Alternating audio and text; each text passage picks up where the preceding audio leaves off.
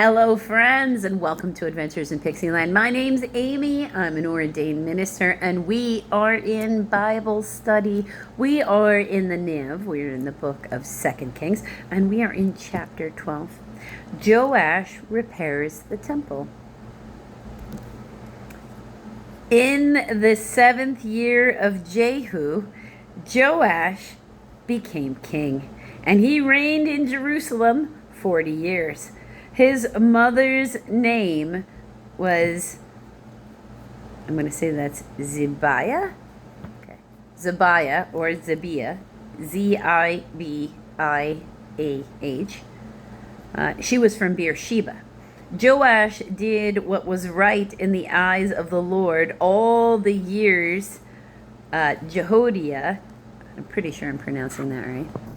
Jehoiada, yeah, so Jehoiada, the priest, instructed him. The high places, however, were not removed. The people continued to offer sacrifices and burn incense there. That's not good. Joash said to the priests, "Collect all the money that is brought as sacred offerings to the temple of the Lord. The money collected in the census, the money received from the personal vows, and the money brought voluntarily to the temple. Let every priest receive the money from one of the treasurers, and let it be used to repair whatever damage is found in the temple." But by the 23rd year of King Joash, the priest still had not repaired the temple. So they are not doing as ordered. That's not good. He's a grown person, now. Therefore, King Joash summons Jehoiada, the priest, and the other priests, and asked them, "Why aren't you repairing the damage done to the temple? Take no more money from your treasurers, but hand it over for repairing the temple." The priests agreed that they would not collect any more money from the people, and they would not repair the temple themselves. Jehoiada the priest took a chest and bored a hole in its lid. He placed it besides the altar on the right side as one enters the temple of the Lord. The priests who guard the entrance put in the chest all the money that was brought to the temple of the Lord. Whenever they saw that there was a large amount of money in the chest, a royal secretary and a high priest came and counted the money that had been brought into the temple of the Lord and put into the bags. So they have oversight now to make sure that they're not being wasteful. When the amount had been determined, they gave the money to the men appointed to supervise the work on the temple.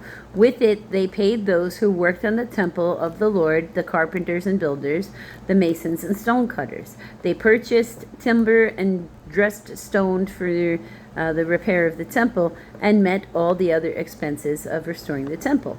The money brought into the temple was not spent for making silver basins, wick trimmers, sprinkling bowls, trumpets, or any other articles of gold or silver for the temple of the Lord.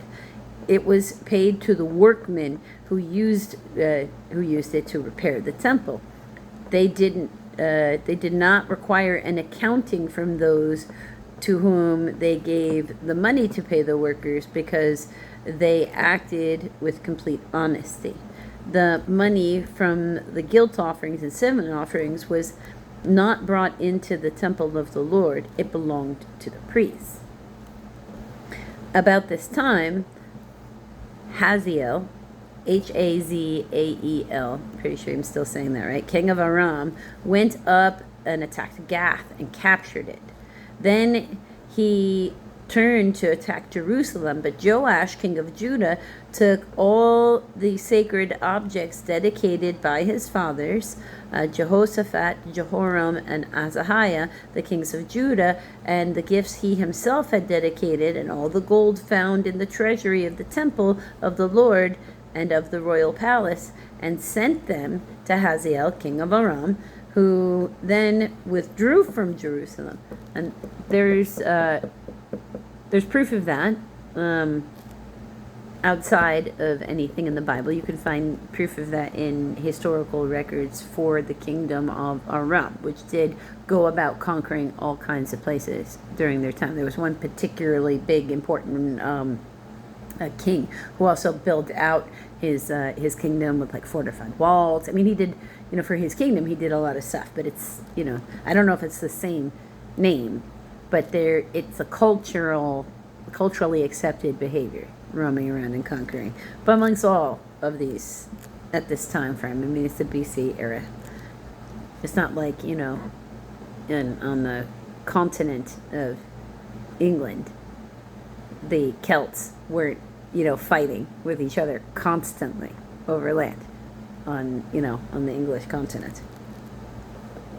As for the other events of the reign of Joash and all he did, are they not written in the books of the annals of the kings of Judah? His officials conspired against him and assassinated him at Beth Milo. Oh no. On the road down to Silla, Silla. The officials who murdered him were Jozabad, Jozabad, son of Shimeath, Shimeath, and Jehozabad, son of Shomer, Jehozabad, and then Shomer, Shomer. He died and was buried with his fathers in the city of David, and I'm going to say Amaziah. I'm going to check that. His son succeeded him as king. Hang on a second. Amaziah. And Amaziah, his son, succeeded him as king. If you want to find out what is going on next in this crazy kingdom, which we jumped to the kingdom of Israel in the next video, you're going to have to come back for the next video, friends.